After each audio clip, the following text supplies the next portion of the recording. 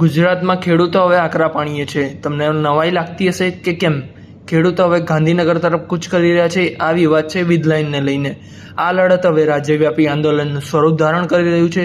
સુરત, મોરબી જિલ્લાના ખેડૂતોની વિશાળ ટ્રેક્ટર રેલી યોજાઈ હતી। ખેડૂતો જમીન અમારી, નિર્ણય અમારોના નારા સાથે ખેડૂતો હવે રસ્તા પર ઉતર્યા છે।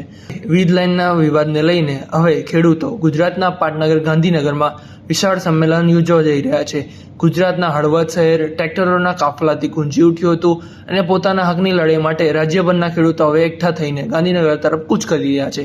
આ લડતમાં જેતપર, સાપકડા, કોટ સહિતના ખેડૂતો હવે એક મંચ પર આવ્યા છે। ખેડૂતોનું કહેવું છે કે પોષણક્ષમ ભાવ, જમીનનું યોગ્ય વળતર, દેવા માપની માંગ ઉઠાવવામાં આવી રહી છે। આ પાવર ગ્રીડ લાઇનના વિવાદના કારણે ખેતીની જમીન પણ નુકસાનનું થઈ રહ્યું છે।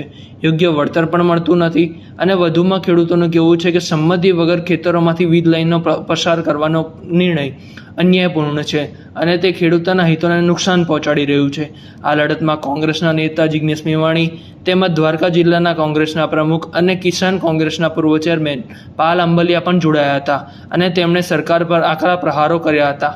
આ ટ્રેક્ટર રેલીમાં અન્ય જિલ્લાના ખેડૂતો પણ હવે જોડાઈ રહ્યા છે। આ લડતમાં ખેડૂતો કહી રહ્યા છે હક નહીં મળે તો આંદોલન વધુ ઉગ્ર બનાવવામાં આવશે અને ખેડૂતોના હકની લડાઈ સુધી ગામડા સુધી નહીં પણ હવે ગાંધીનગર સુધી પહોંચશે। તો હવે જોવું રહ્યું કે આગામી દિવસમાં ખેડૂત અને સરકાર વચ્ચેની આ લડાઈનો સંઘર્ષ ક્યાં સુધી અને કયો વળાંક લઈને આવી રહ્યો છે અને વધુમાં આ વિડીયો વિશે તમારું શું માનવું છે તે અમને કોમેન્ટ કરીને જરૂરથી જણાવજો। આવા વધુ વિડીયોઝ માટે જોતા રહો સમય સમાચાર।